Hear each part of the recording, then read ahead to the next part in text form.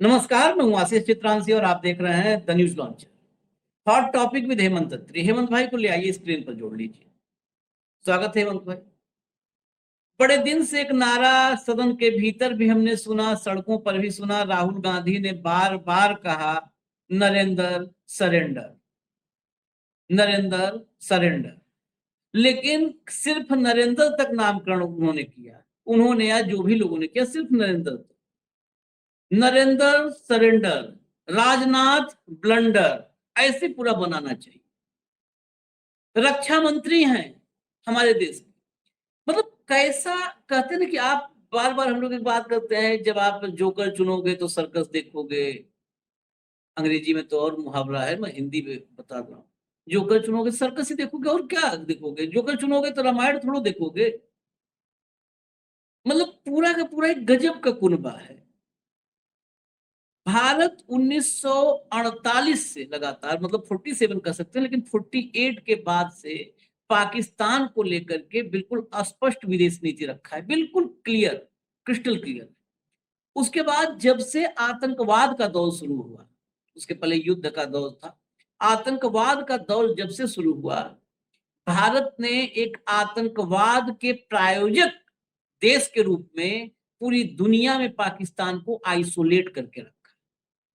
पूरी दुनिया में पाकिस्तान अकेले, भारत की अकेले इतनी ताकत रही कि अकेले उसको कोने में से बिठा दिया, और लोगों ने उसको उसी हे दृष्टि से देखा कि पाकिस्तान है ना, थोड़ा इससे दूरी रहो, बहुत घटिया देश, ये स्पॉन्सर है टेररिज्म का। उसके बाद 2014 में राष्ट्रवादी सरकार आई, और फिर तभी से राजनाथ सिंह नींबू मिर्ची और निंदा, ये तीन चीज लेकर के अपना सफर जारी रखे हुए। आप बताइए, जो 1947 से 2026 तक भारत ने अर्जित किया था, सबको मुश्किल से 18 सेकंड के भीतर धूल धूसरित कर दिया, मिट्टी में मिला दिया। और सिर्फ भारत ने जो अर्जित किया था उसको नहीं मिलाया। मेरा तो बड़ा सवाल यह है कि नरेंद्र मोदी अब चुनावी रैलियों में पाकिस्तान को गरियाएंगे कैसे? मुझे लगता है कि विपक्ष भी इस बात पर ध्यान रखे, जहां भी मोदी पाकिस्तान को गरिया हुए वहीं पर बड़ा वाला स्क्रीन लगवाइए आप लोग, और राजनाथ सिंह का भाषण सुनवा दीजिए, क्लिप सुनवा दीजिए, वही सुनवा दीजिए कि ये लोग कितने हिपोक्रेट यानी दोगलापन के कितने शिकार हैं। एक कह रहा है मंच से पाकिस्तान आतंक फैला रहा है, हम उसका मुंह तोड़ देंगे। दूसरा कह रहा है कि आतंकवाद का कोई देश नहीं होता। हम लोग, हम नहीं, पूरा भारत, पूरा हिंदुस्तान ये शुरू से कहता आया कि आतंक का कोई धर्म नहीं होता। यही कहते थे ना हेमंत भाई हम लोग, आतंक का कोई धर्म नहीं होता। तब ये संघी और भाजपाई कहते थे नहीं, आतंक का धर्म हम बताएंगे। जब हम लोग ये कहते थे कि देखो आतंक का कोई धर्म नहीं होता, क्यों इसमें किसी टारगेट करते हो कि किसी कपड़ा देख के, दाढ़ी देख करके? वो हमारे भाई हैं, आतंकी कहीं और होंगे, सरहद पार होंगे, वो हमारे भाई हैं। तो कहते थे नहीं, हम कपड़ा देख के पहचानते हैं, हम कपड़ा देख के पहचानते हैं। और जब सीमा पार पहचानना हुआ तो कहीं नहीं, कोई देश आतंकी देश नहीं होता, कोई भी देश नहीं। पूरे भारत की विदेश नीति को जयशंकर ने विदेश नीति की हत्या की थी। इन्होंने 13वीं कर दी, पिंडदान कर दिया गया जी में। अब फॉरेन पॉलिसी आराम से, रेस्ट इन पीस, पिंडदान हो गया। अब फॉरेन पॉलिसी की आत्मा भी नहीं भटकेगी। मैं आपको बस खबर दिखा करके सीधा हेमंत भाई के पास चलता हूं। राजनाथ सिंह को सुनवा दीजिए, और इस देश के देशभक्तों, अंधभक्तों नहीं, देशभक्तों, गौर से सुनिएगा। हमें यह नहीं भूलना चाहिए कि आतंकवाद का न कोई देश होता है और न कोई धर्म। टेररिज्म और इनोसेंट ह्यूमैनिटेरियन लॉस के लिए कोई भी वजह, चाहे वह वास्तविक हो या काल्पनिक, जायज नहीं है। एक्सेलेंसी, इस संदर्भ में यह हमें यह नहीं भूलना चाहिए कि आतंकवाद का न कोई देश होता है और न कोई धर्म। टेररिज्म और इनोसेंट ह्यूमैनिटेरियन लॉस के लिए कोई भी वजह, चाहे वह वास्तविक हो या काल्पनिक, जायज नहीं है। एक्सेलेंसी, हटा दे। ये जिस मौके पर बोले हैं वो भी बहुत गौर करने वाला है। ये विदेश में ब्लंडर किया है। एससीओ की मीटिंग थी। एससीओ मतलब संघाई सहयोग संगठन। चीन के सामने ये ब्लंडर हुआ है। एससीओ का मेंबर पाकिस्तान भी है, वहां पर ये ब्लंडर हुआ। मोदी चुनावी जो गाड़ी है ना, पंचर कर दिया है। बहुत पंचर वाले करते थे ना, जाओ पंचर वहीं लगवाओ। अब पंचर वालों के पास इस गाड़ी में पंचर लगेगा? पंचर वालों तो आप लोग पहचानते हो ज्यादा। पूरी चुनावी गाड़ी जिसमें पाकिस्तान, आतंक, पाकिस्तान, उसके नाम पर इंडिया में पोलराइजेशन, यही काम तो करते आए जीवन में। हेमंत भाई, एक हेडलाइन और दिखाऊंगा, तत्काल आपके पास आएंगे। लाइए जरा हिंदी हेडलाइन लाइए। राजनाथ बोले ऑपरेशन सिंदूर अपनी मर्जी से रोका, न्यूक्लियर हमले से हम नहीं डरे, भारत आईटी का हब जबकि पाकिस्तान इंटरनेशनल टेररिज्म का सेंटर है। ये हिंदी में आगे पूरा नहीं आया है तो अंग्रेजी वाला दिखा दीजिए। अगली हेडलाइन लाइए, फाइनेंशियल एक्सप्रेस की हेडलाइन लाइए। Rajnath Singh calls Pakistan epicentre of international terrorism, यानी अंतरराष्ट्रीय आतंकवाद का केंद्र है। Says operation Sindoor was stopped voluntarily. अंतरराष्ट्रीय आतंकवाद का एपी सेंटर है, केंद्र है। किर्गिस्तान में चीन के सामने, पाकिस्तान के सामने कह के आए कि आतंकवाद का, बहुत लोग कंफ्यूज होंगे कि ये दोनों हेडलाइन में, ये दोनों अलग अलग जगह की है। इसे तो समझिए कि भाजपा है क्या। जब विदेश में गए, जहां पर आपका स्टैंड फर्म एंड क्लियर होना चाहिए था, वहां पर आपने क्या कहा कि किसी आतंक का कोई धर्म और कोई देश नहीं होता, यानी आतंकवाद का पाकिस्तान से आप लेना देना नहीं कर सकते हो। पाकिस्तान के माथे पे आतंकी कंट्री आप नहीं चस्पा कर सकते हो, आतंक का देश से लेना देना नहीं। भारत में जब घर में लौट के आए, जहां पर राजनीति करनी है, जहां कपड़े देख के पहचानना है, वहां पर क्या कहे, अंतरराष्ट्रीय आतंकवाद का एपी सेंटर है। भारत में आकर के वहां से लौट के आए तो अंतरराष्ट्रीय आतंकवाद का एपी सेंटर है। ये भी क्यों बोला? क्योंकि कांग्रेस ने कल से दौड़ा लिया था, जम के दौड़ा लिया था। आप कांग्रेस के हैंडल पर चले जाएंगे, कांग्रेस लगातार इस समय मोदी और शाह को छोड़ करके इन्हीं के हिसाब किताब में लगी है कि इस आदमी ने पाकिस्तान को क्लीन चिट दे दिया। तो ये तत्काल जो है वहां से आए और यहाँ पे लोकल कार्यक्रम में गए और वहां कहे कि अंतरराष्ट्रीय आतंकवाद का एपी सेंटर है। बताओ हेमंत भाई, ये सब ट्रंप से मुकाबला कर रहे हैं क्या इस मामले में? आशीष जी नमस्कार, आपको, सारे दर्शक साथियों को भी। भाई मैं तो आपको 12 साल से एक बात कह रहा हूं, आप मेरी बात मानते नहीं। आज तक मोदी जी ने और राजनाथ ने भारत से बाहर कब पाकिस्तान को आतंकवाद का केंद्र बताया है? मुझे एक घटना तो बता दीजिए, एक घटना। पाकिस्तान, कपड़े, पंचर, ये सारी की सारी चीजें भारत के लिए है। वोट भारत में मिल रहे हैं, बाहर वोट नहीं मिलते। तो वोट के जुगाड़ के लिए पाकिस्तान जरूरी है भारत के अंदर। तो विदेश में जाके तो हम युद्ध के देश थोड़ी, विदेश में तो हम बुद्ध के देश। आप समझिए, आप डंकापति की बात तो को याद रखा कीजिए आशीष भाई। बेसिकली एक चीज आपको देखनी पड़ेगी, इसमें कुछ भी नया नहीं, ये करते हैं भाई। ये अभी 2 दिन पहले आपने डंका बजाया था, देखा नहीं किस तरीके से राम माधव ने कितनी क्रांतिकारी बातें कही थी, और 2 घंटे बाद सारों के लिए सॉरी फील करके पार हो गया। उसको पता नहीं कि डंकापति उसे कभी दिल से माफ नहीं करेंगे। आपने राजनाथ सिंह की बात की कि कांग्रेस उसको दौड़ाए हुए है। अरे भाई साहब, वो तो पहले ही दौड़ाया है, उसको क्या ही दौड़ाओगे हैं? आप बताइए मुझे। कैसे कैसे लोग उत्तर प्रदेश में मंत्री हैं और राजनाथ सिंह की एक इच्छा है कि मेरे रहते रहते बेटे को कोई बढ़िया सा एक सेटलमेंट हो जाए, वो नहीं हुआ है तो दौड़ा ही रखा है। उसको कांग्रेस ने भी दौड़ा रखा है और भाजपा ने भी दौड़ा रखा है। आपने बात की वीडियो की, इन सारी चीजों की, ये जो वीडियो आपने दिखाया ये परसों का है, और इसमें राजनाथ सिंह की जो उलटबाजी जिसको आप कहते हो ना, वो बिल्कुल स्पष्ट है। वो राजनाथ सिंह नहीं बोल रहे, वो संघ बोल रहा है, वो एनजीओ, उसकी कोचिंग बोल रही है, जो 100 साल से कमरे के पीछे सिखाते हैं। नमस्ते सदावत से करने के बाद जब गुरु दक्षिण डालते हो ना, उसके बाद ऐसी क्रांतिकारी बातें सिखाई जाती है, आपको और मुझे पता नहीं। तो उन्होंने 2 दिन पहले बिश्केक में क्या कहा था, एससीओ की मीटिंग थी, जैसा आपने कहा, शंघाई कोऑपरेशन ऑर्गेनाइजेशन। आतंकवाद का कोई देश और धर्म नहीं होता है, कोट आपने दिखा दिया। यही बात डॉक्टर मनमोहन सिंह ने कही थी, और पूरी दुनिया में यह प्रचलित है भी कि आतंकवादी कोई भी हो सकता है, उसमें धर्म कहां से आ गया बीच में, ऐसा है। लेकिन तब वो सारे के सारे देश विरोधी हो गए थे, पाकिस्तान प्रेमी हो गए थे, सारी चीजें हो गई थी। महोदय ने ये इसलिए कहा कि वहां चीन भी था और पाकिस्तान भी था, फिर ठीक ज्ञान देना था वहां पे। सुना नहीं आपने जब जाकर के क्या बता के आए थे पुतिन को कि युद्ध का समय नहीं बुद्ध का समय है? तो इस तरह की चीजें इनको बहुत सिखाई जाती है, ये तुकबंदी, ये फला। एक दिन बाद आज दिल्ली में बोल रहे थे, क्या बोले? पाकिस्तान आतंकवाद का अंतरराष्ट्रीय मरकज है, एपिसेंटर। शब्द देखिए, एपिसेंटर। भारत आईटी का और वो एपिसेंटर का। तो आईटी वालों के जोड़े बंद बंद के रोज आ रहे इंडिया के अंदर, रोक लो ना तुम जाके। है 1 लाख रुपए H1B वीजा की फीस है अमेरिका में जाने के लिए। ठीक, आज तक मोदी जी ने चर्चा की है ट्रंप से? माई फ्रेंड है, करिए कभी कोई बात।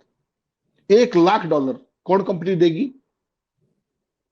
जयशंकर रोज वहीं बैठा रहता है, उसने कभी कोई बात की हो, कोई स्टेटमेंट आई हो? तो गलती होगी राम माधव से, उसको कहना चाहिए था देखो आपने हमारे H1B की फीस 1 लाख करी, हमने तब भी नहीं बोले।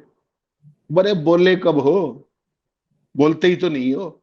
इसीलिए तो वो बात है जो राहुल गांधी बताते हैं, आपने 2 बार बता दी, बड़ा अच्छा किया। वो सरेंडर शब्द बिल्कुल सही जुड़ता है। राजनाथ सिंह जी ने यही नहीं रुके, वो जो उनका वोट जुगाड़ने का खेल था उन्होंने तत्काल जारी किया भारत लौटते ही। क्या कहा उन्होंने? आज कह दें कि भारत ने ऑपरेशन सिंदूर स्वेच्छा से रोका था। तो फिर ट्रंप से पहले ट्वीट क्यों किया गया? ट्रंप ने पहले ट्वीट किया, उसके बाद किसने किया? मार्को रूबियो ने।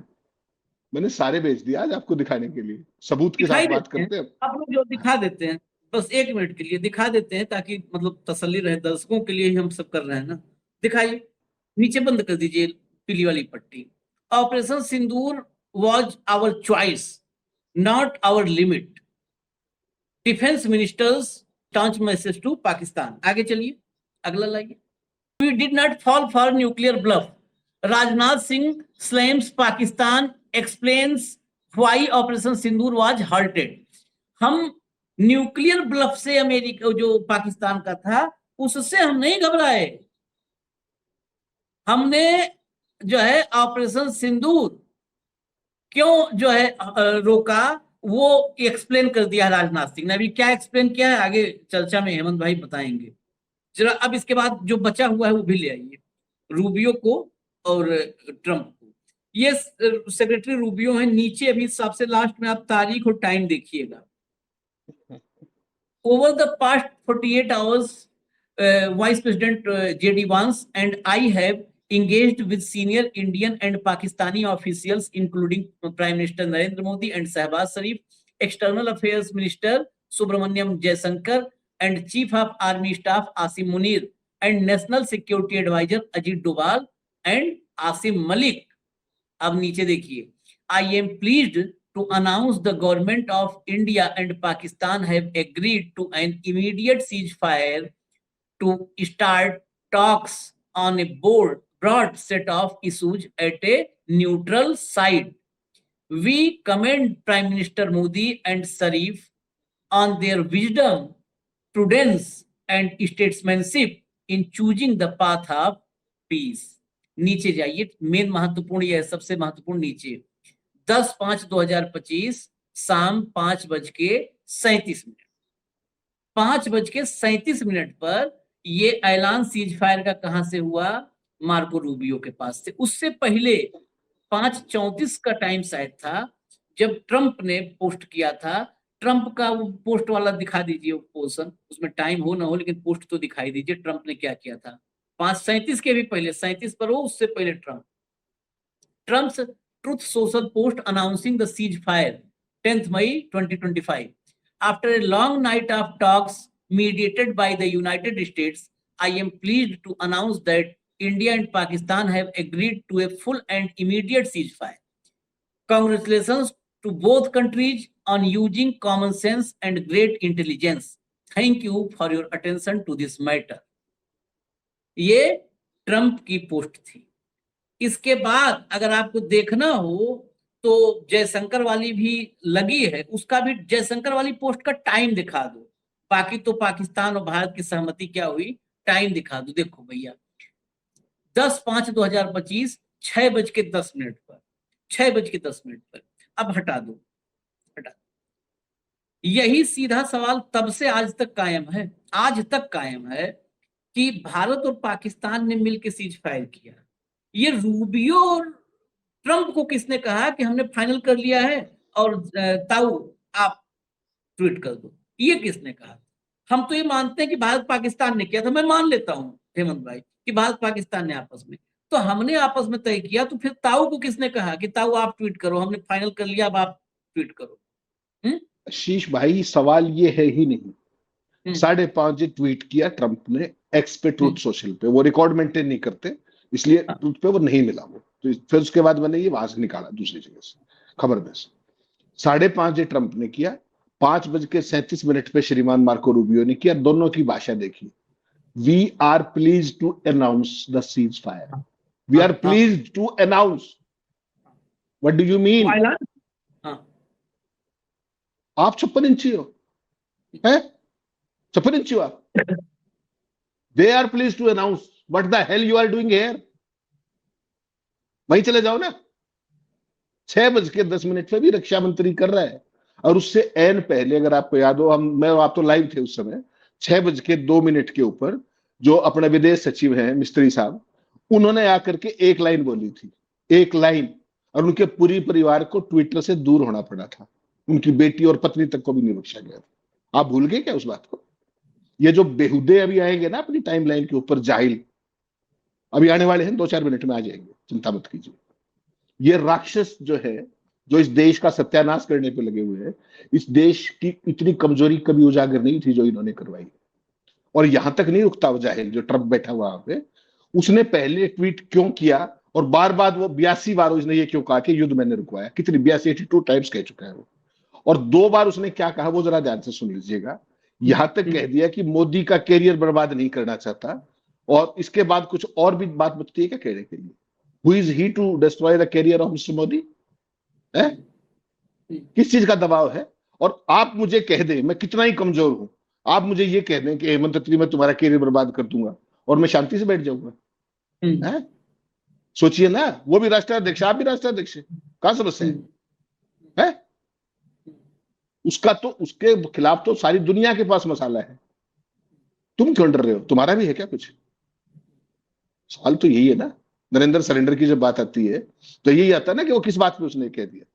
जैसे ही श्रीमान जी भारत आए, राजनाथ जी, उन्होंने वो डैमेज जो किया था उसको डैमेज कंट्रोल की कोशिश की। क्या कहा? नंबर 1, पाकिस्तान को आतंकवाद का केंद्र बताया, यानी कि मरकज बताया। ऑपरेशन सिंदूर स्वेच्छा से रोका। और अगली सुन लीजिए महोदय, अभी आपने पूरी नहीं सुनी। लंबी लड़ाई के लिए भी तैयार है श्रीमान जी। श्रीमान जी लंबी लड़ाई के लिए भी तैयार है, ये मत भूलिएगा। न्यूक्लियर हमले से नहीं डरे। भारत आईडी कहां है? पाकिस्तान इंटरनेशनल टेररिज्म का। ठीक। फिर कह रहे हैं कि ऑपरेशन सिंदूर को अपनी मर्जी और शर्तों पर रोका था। बताइए एक बार कौन सी शर्तें थी, जरा बताइए देश को। संसद में भी आपने लंबा चौड़ा बयान दिया था ना, क्या कह रहे थे कि युद्ध में नुकसान तो होता ही है, ये है वो है। तो बताओ जरा क्या नुकसान हुआ था, बताओ। है ये बताना चाहिए शर्तें क्या थी। पीछे हटने का फैसला किसने किया? अमेरिका ने या आपने? कौन सी बात पाकिस्तान से आपने मनवा ली, ये भी बताइए। शर्तें लगी होंगी, उसके बाद कुछ बातें मनवाई भी होंगी ना। शर्तें तो हम लोग 1 साल से पूछ रहे हैं हेमंत भाई, कोई बताने तैयार नहीं है। कौन सी शर्तें थी, कौन कौन सी मनवा ली, दोनों चीज बता दो ना, कौन सी बाकी है। ठीक। एससीओ की बैठक में कहा है कि आतंकवाद का न देश होता है ना कोई धर्म होता है। तो पहलगांव के आतंकी कहां से आए थे फिर? क्या आप पाकिस्तान को क्लीन चिट थमा रहे हैं? यही था आपकी शर्त। यह भी स्पष्ट करो कि ऑपरेशन रोकने का ऐलान आपने क्यों नहीं किया, प्रधानमंत्री ने क्यों नहीं किया, ट्रंप और मार्को रूबियो ने कैसे किया? इसका जवाब है आपके पास। ये 2 जवाब दे दीजिए। तो आशीष भाई मैं तो आपको 12 साल से कह रहा हूं भाई, जिस दिन से सरकार में आए हैं, एक रेफरेंस, मुझे केवल एक रेफरेंस भारत से बाहर ये बता दीजिए, एक। और डॉक्टर मनमोहन सिंह के 1000 निकाल लीजिए, 1000। जब भी वो भारत से बाहर जाते थे, हमेशा पाकिस्तान को बाई नेम कॉल करते थे, और इतना आइसोलेट कर दिया था कि उसको कोई पास नहीं बिठाता था। याद रखिएगा, एक बात भूलिएगा मत, अभी दिल्ली में बम विस्फोट हुआ था, लोग मारे गए थे राजधानी में। मोदी के कार्यालय और घर से 10 किलोमीटर की दूरी पे हुआ था। ठीक। एक बार पाकिस्तान का नाम लिया? किसने कराया था वो? लिया पाकिस्तान का नाम? चैनल ले समझिए खेल लेते हैं को। ना, एंकर ले लेते हैं, एंकर एंकर सब काम हाँ, कर लेते वो आउटसोर्सिंग कर रखी है, वो आउटसोर्सिंग कर रखी है। हैं। हाँ, तो सवाल मेरा ये नहीं, सवाल ये है कि अभी आपने कहा कि अब देखेंगे भारत में कब बोलेंगे। भारत में अभी 7 महीने बोलने की कोई जरूरत नहीं है। अब अगले यहाँ के चुनाव निपट गए, अब पाकिस्तान का किसी का कोई मतलब नहीं, अब कोई और लफाजी लाएंगे। अभी तो महिला आरक्षण को करके, उसके बाद जब यूपी का इलेक्शन आएगा, बाकी और स्टेट्स के इलेक्शन आएंगे, तब फिर पाकिस्तान में शुरू हो जाएंगे। और जरूरत पड़ी तो छोटा मोटा कुछ कर भी लेंगे, पटाखा फटूका। ये तो स्टैंडर्ड ऑपरेटिंग प्रोसीजर है। 19 में देखा आपने? देखा नहीं? पुलवामा, मौसम, रेडार, अरे भाई ये फौज के काम होते हैं, आपका काम थोड़ी था ये। क्यों अपनी खिल्ली उड़वा रहे हो पूरी दुनिया के अंदर? ये आशीष भाई जो ये फर्जीवाड़ा है ना, ये पूरे का पूरा आरएसएस की ट्रेनिंग का कुल जमा है ये। और ये 4 आदमी है, 4, जो एक श्रीमान जी अमेरिका में भी डंका बजा कर क्या एडसन इंस्टीट्यूट के अंदर खूब जबरदस्त बजा, पूरी दुनिया के अंदर बजा। और हालत ये होगी कि 2 घंटे में सिट्टी पिट्टी गुम अपनी ही बात को नकार रहा है, जो खुद कही है अपने मुंह से। वहां तो ये भी नहीं कह सकते ना कि मेरी बात तोड़ मरोड़ के पेश की, क्योंकि लाइव था वो। यूट्यूब पे भी कोई भी काट लेगा, हमने भी वहीं से काटा। कोई भाषण मोदी जी का आज तक भारत के अंदर, चुनावी भाषण एक बताइए मुझे, जनरल नॉलेज का सवाल है, जिसमें पाकिस्तान का जिक्र ना हो, बता दीजिए। अमित शाह का बता दीजिए। और राजनाथ के तो पल्ले ही कुछ नहीं इसके अलावा, ये कर देंगे और वो कर देंगे, फला कर देंगे। पूरे ऑपरेशन सिंदूर के दौरान रक्षा मंत्री कहां था? और जब सीज फायर हुआ आशीष भाई, आप भूल गए शायद, शाम को सीज फायर हुआ 5:30 बजे, सुबह आप सो के उठे, मैंने आपको फोन किया, मैंने कहा यार वो डंकापति तो आदमपुर गए हुए। आप बोले जब तक आप सो के उठे तब तक तो फोटो शूट हो गया था भाई साहब। S-400 पीछे खड़े थे, डिफेंस एडी सिस्टम हमारा, वो उनकी पिछवाड़े उसके साथ पृष्ठभूमि में पूरा बढ़िया। आपको पता है ये कोरियोग्राफी कैसे होती है। और राष्ट्र के नाम संबोधन अगले दिन दिया। आपने कोई कद्दू में तीर मारा है तो मोदी जी तो 2 सेकंड नहीं लगाते ना। मुझे एक ट्वीट दिखाइए मोदी जी का जिसमें उन्होंने सीज फायर की बात की, दिखाइए। रक्षा मंत्री कौन है? राजनाथ ना। एक ट्वीट दिखाइए मुझे। मैंने जयशंकर का क्यों दिखाया? क्योंकि इन दोनों का था नहीं। हाँ, इतनी किसी बड़ी का नहीं जीत था। आपने। विक्रम मिस्त्री बेचारा आया, हमने लाइव पे ही थे, 55 सेकंड के आसपास बोल के चला गया था। उसके बाद एक एक ट्वीट लाइन कर दिया ने। एक लाइन बोली थी, और उसके बाद ट्विटर हैंडल भी खुद ही स्टॉप करवाना पड़ा था बेचारे। मैं तो ये कह रहा हूं, इतनी भारी जीत ऑपरेशन सिंदूर में की आपने, उसके लिए बहुत बड़ी बधाई आपको। लेकिन ये तो बता दो कि आप तो मच्छर मरने की भी क्रेडिबिलिटी वो ले लेते हो, अपना क्रेडिट। तो इतनी बड़ी चीज हुई तो राजनाथ और मोदी का ट्वीट कहां है? वो दिखा दीजिए, कोई बयान दिखा दीजिए। और ये जितने जाहिल भगत आपने छोड़ रखे हैं सुबह शाम तक, इनको इसके अलावा आज भी हमें पाकिस्तानी बताएंगे, आज भी हमें अरे पाकिस्तानी बता, बताएंगे। हमें इन सब जाहिलों से कोई फर्क नहीं। इनके पास न न ऑपरेशन सिंदूर के सीज फायर पे बताने के लिए है, न ट्रेड डील पे बताने के लिए। ट्रेड डील पे है बताने के लिए। एक कहता है ट्रेड डील नहीं हुई है, कांग्रेस अफवाह फैला रही है। तो वो माला क्यों पहनाए थे 150 किलो का ला करके मोदी जी को? वो स्टेज तो था नहीं बरमाला वाला कि रात में जयमाल के स्टेज पर खड़े हैं, वहां जयमाल पहनाया जा रहा है। क्यों पहनाए थे? क्या वजह थी? सारे देश में जश्न मना लिया, संसद में बोल दिया। अरे भाई, मैं कहता हूं ना, भ्रम और भय। हेमंत भाई, ये 2 हटा दो, भारतीय जनता पार्टी खत्म हो जाएगी। भाजपा का में भ जो है ना, वो भ भारत के लिए नहीं है, वो भाजपा का भ भ्रम और भय के लिए। ये भ्रम एंड भय जनता पार्टी है, जो जनता को भयभीत करे और भ्रमित करे, वो पार्टी है। ये भय और भ्रम जनता पार्टी है और कुछ नहीं है। आप बताओ मुझे, एक सवाल आखिरी में पूछ रहा हूं। हम न्यूक्लियर अटैक से नहीं डरे। हम किसने पूछा था आपसे कि आप डरे कि नहीं डरे? ये बता, ये वाला पार्ट एक अलग, मैं कहता हूं एक मनोवैज्ञानिक सवाल है। मैं ठीक है, सीज फायर हमने किया था, इसकी चर्चा होती है, भाई सीज फायर किसने किया? हमने किया, पाकिस्तान से अपने शर्तों पे किया। चलो, आप सबको मतलब आंख में धूल झोंक दो। ये तो सवाल ही नहीं कभी किसी ने पूछा। ये तो हम लोगों ने 1 साल से सवाल पूछ रहे हैं सीज फायर का। ये हमने कभी नहीं कहा कि भारत डर गया पाकिस्तान से, पाकिस्तान के न्यूक्लियर अटैक से डर गया भारत। ये आप एकाएक आए, भाई कोई नहीं कह रहा है पूरे देश में कि भारत डरा है। आप आए माइक पे, हम नहीं डरे, हम नहीं डरे। ये तो आप और नरक मचा दिए। ये मैं मनोवैज्ञानिक लाइन पे जा रहा हूँ, फैक्ट से। हेमंत भाई, अब वैसे बताइए, आप सोच करके, ये सवाल कहाँ आया? पिछले 1 साल में किसी पत्रकार ने पूछा ये सवाल कि आप परमाणु हमले से डर गए थे क्या? न्यूक्लियर अटैक से डर गए थे? किसी ने पूछा क्या? हमने पूछा क्या? मान लो हम लोग थोड़ा सा नहीं इनके मुताबिक देशभक्त हैं। हमने पूछा कि हम भी पूछे तो हम भी गुनाहगार होते। हमने भी नहीं पूछा भाई साहब ये बता किसको रहे हो कि हम नहीं डरे। हेमंत भाई आपको बता रहे क्या अपने ये? नहीं, अपने भक्तों को फीड दे रहे, फीड, राष्ट्रवाद का फीड दे रहे। उनके परमाणु बम से डरने की बात क्या, हमारे पास तो उनसे कहीं ज्यादा है? और हमारा देश तो कहीं बड़ा है, वो सारे यूज कर ले हम तो तब भी बच जाएंगे। हमारे दो चले गए तो उसके बाद उनका क्या होगा, ये सोच के देखिए ना। तो या तो ऐसी चीज है जो हथियार है जो सिर्फ आपके पास है, मेरे पास नहीं, तो मैं डरूंगा आपसे। आपसे ज्यादा ताकतवर मेरे पास है, मेरे पास तो हाइड्रोजन बम भी है, फिर आप क्या कर लेंगे? लेकिन ये भक्तों के लिए फीड देना पड़ता, आप समझा कीजिए बात को।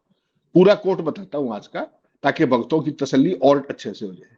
राजनाथ सिंह ने कहा कि ऑपरेशन सिंदूर एक टर्निंग पॉइंट था, जिसने दुनिया को दिखा दिया कि भारत अब सिर्फ बयान देने वाला देश नहीं है, बल्कि सीधे कार्रवाई करता है। दिल्ली हमलों के बाद कार्रवाई करके आए थे राजनाथ सिंह, खुद ही गए थे।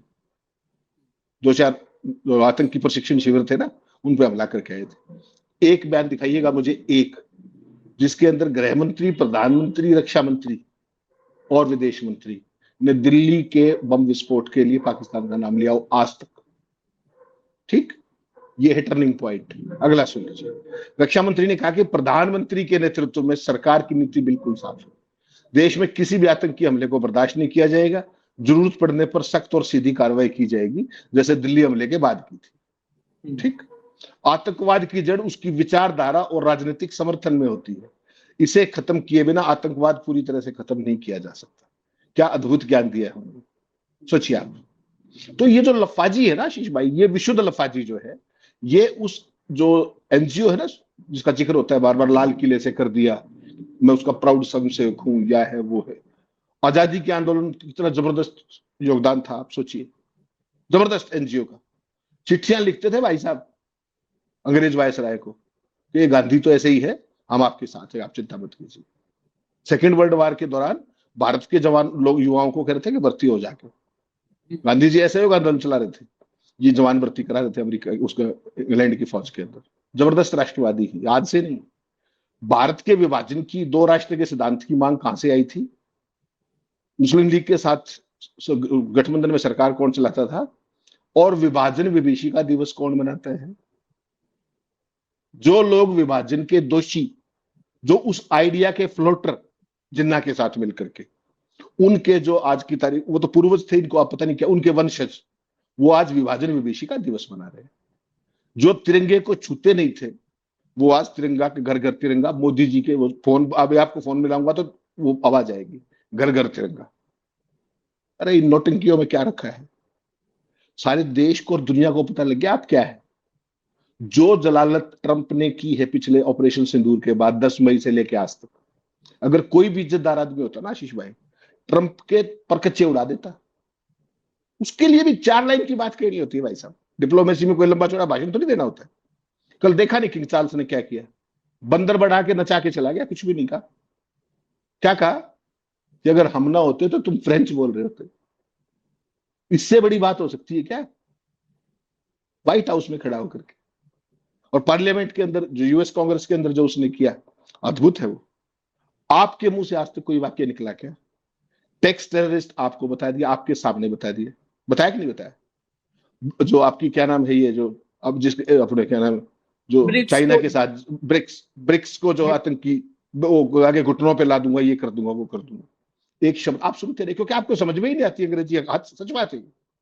अरे वो छोड़ो ना, ब्रिक्स वगैरह, हेमंत भाई कहा कि मैं नहीं बोलूंगा, नहीं तो उसका पॉलिटिकल करियर खराब बर्बाद हो जाएगा। 2 बार इस पे तो बोल देते कि ट्रम्प की क्या औकात है, हमारे पॉलिटिकल करियर बर्बाद हो जाएगा, हमारे पीछे 143 करोड़ लोग हमको प्यार करते हैं, इतना ही बोल दिए होते भाई कि ट्रम्प की क्या औकात है, मेरे पास 143 करोड़ लोगों का प्यार है। नहीं, उतना तो बोल के हिम्मत भी यार। ट्रम्प का नाम वर्जित है लेना। अपने यहाँ जो बहुएं हैं वो जेठ का नाम नहीं लेती ना, कभी भी लेती है? हमारे यहाँ तो पत्नियां भी पति का नाम नहीं लेती। तो एक हमारे यहाँ परंपरा भी है, संस्कृति भी है। चीन का नाम नहीं निकलता, आज तक निकला हो तो बता दीजिए मुझे। गैलवान का नाम कभी मुंह से निकला हो आज तक? ऑपरेशन सिंदूर का ही नाम क्यों निकलता है? और उसका ये पूछो किन शर्तों पे किया था, वो भी नहीं बताते। पूरी संसद में चर्चा होगी, कुछ भी बताया हो तो बता दीजिए, कुछ भी बताया हो तो। ये राष्ट्रवाद है भाई साहब। हेमंत भाई इतनी कहानी एक, जब चीन और अमेरिका आप बता रहे हो फिर मुझे याद आती है, फिर कार्यक्रम लंबा हो जाता है। एक फिल्म बनाई अभी सलमान खान ने, नाम था बैटल ऑफ गलवान। यस चीन ने आपत्ति कर दिया, नाम बदलवा दिए सब उसका, और फिल्म रुक गई। फिल्म रुक गई है, भाई फिल्म में कहीं भाई चल रही। साहब, रीशूट होगी 70% फिल्म, हाँ, कारण 70% फिल्म 70% फिल्म रीशूट हो रही है। अगर कोई छोटा मोटा डायरेक्टर प्रोड्यूसर होता दिवालिया हो जाए वो। Battle of Galwan, reshoot. नाम नाम चेंज करवा दिया गुरुजी, नाम चेंज करवा दिया। आप सोचो, इतना इतना 56 इंच की छाती ऐसी है भाई। आज मैं एक कार्यक्रम मिड डे मुद्दा देखिएगा हेमंत भाई, आप भी। अभी बनारस में जब मतदान बंगाल में हो रहा था तो बनारस में रैली की है ना, वो इवेंट चलता है ना साथ साथ। वो आक्रोश रैली थी, महिलाओं की आक्रोश की रैली थी। 50,000 महिलाएं आई थी, 50,000 महिलाओं को लाने के लिए क्या क्या नहीं किया। बिहार के सिवान से धमका करके, बाइटें हैं सब चलाए हैं, बाइटें हैं, कह रहे हैं कि अरे हम तो स्वास्थ्य विभाग में जबरन ले आए, प्रेशर बना करके, धमकी दे करके। बच्चियां, 45 डिग्री 44 डिग्री टेम्परेचर है। मौसम विभाग अलर्ट जारी कर रखा है, अलर्ट जारी कर रखा है कि घर से बाहर न निकले, बहुत जरूरी काम न हो। तो भर भर के लाए सब। वहां पे आईसीयू में एक एडमिट हो गई, 4 उसमें थी सड़क पर। सड़क के विजुअल्स और बाइट सब दिखाया, सड़क पर त्राहिमाम है, सब बेहोश हो गई। मतलब लिटरली बस गाली नहीं दे रही थी, लेकिन उनका क्रोध कि ये बताओ ला कैसे। बस के ड्राइवर 4-4 दिन के लिए बस गई थी, दिल्ली से लेकर के और यहाँ मुरादाबाद और मेरठ तक से जो है वो एक्सप्रेसवे और सब करना था, बड़ा इवेंट था ना। 4 दिन के दोनों टाइम के खाने पीने का पैसा दिया गया था, 225 रुपए। खा लो जरा इस गर्मी में। पानी बिस्लरी का नहीं पी पाओगे आप 225 रुपए में हेमंत भाई। 4 दिन मतलब 70 रुपए के आसपास 3 बोतल पानी में खत्म हो जाएगा। और 3 बोतल पानी इस गर्मी में पता नहीं चलेगा कब।